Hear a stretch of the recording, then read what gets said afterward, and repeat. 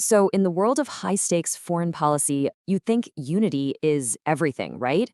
But what happens when that unity starts to crack?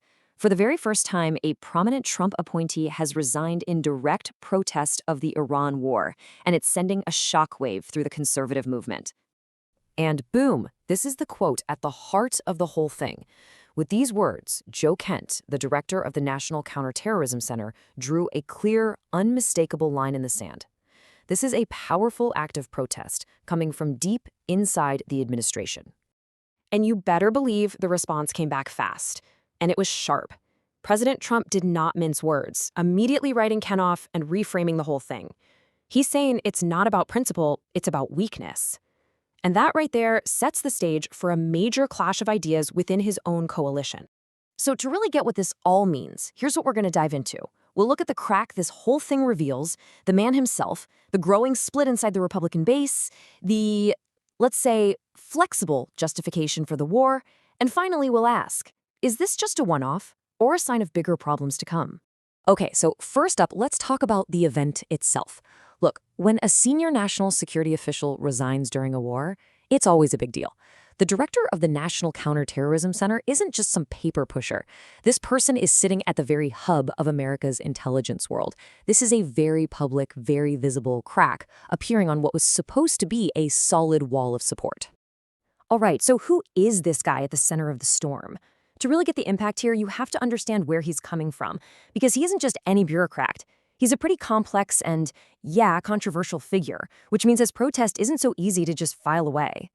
And this is where it gets really interesting. You've got this fascinating mix, right? On one side, he's a decorated Green Beret who was appointed to a super-critical intelligence job. That background gives his protest a ton of credibility, especially with the America First folks who are already skeptical of foreign wars. But then you flip the coin. He's also run for office and lost, and he's known for some pretty controversial statements. That makes him, well, complicated. And for his critics, it makes it a lot easier to dismiss. And look, this is the really crucial part.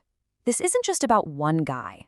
Kent's resignation is basically tapping into a much bigger story, a fault line that's been running through the conservative base for a while now. It's this long simmering tension between the people who favor intervention and a growing group that doesn't. So this really forces us to ask the big question here. Is the support for this war really as rock solid as we're being told?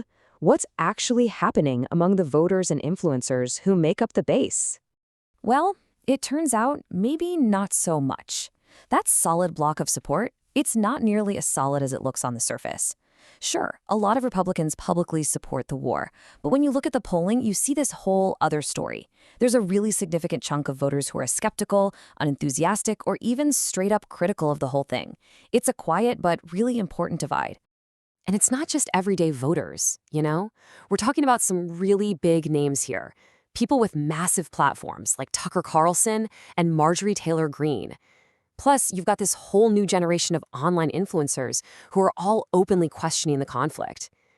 These are the people who amplify that skepticism, and it signals a real shift in the conversation on the right. So what's fueling all this division? Well, it goes right back to something Joe Kent pointed out in his letter. The very reason for this war seems to be built on shifting sands.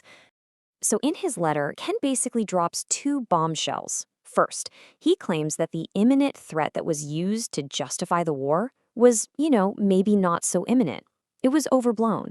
And second, he says the U.S. got dragged into a conflict that serves other countries' interests more than our own. These are arguments that hit the very foundation of the war's premise. Which all leads back to the one question the administration has had a really tough time answering clearly and consistently. For the public that's being asked to support a war, the why is, well, it's everything. And really, that's the bottom line here. The official story has changed a few times, but what hasn't changed is the lack of hard public evidence to back it all up.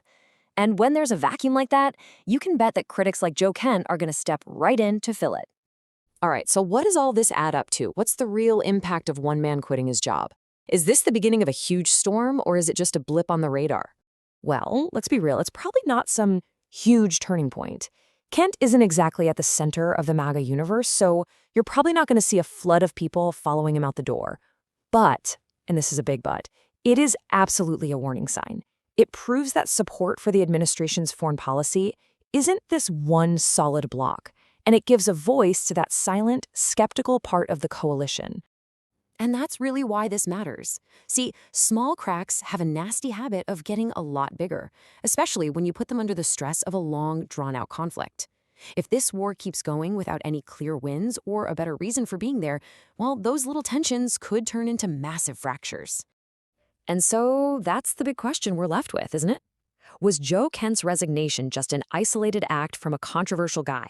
Or is it the first little tremor before a much bigger political earthquake shakes the whole coalition up?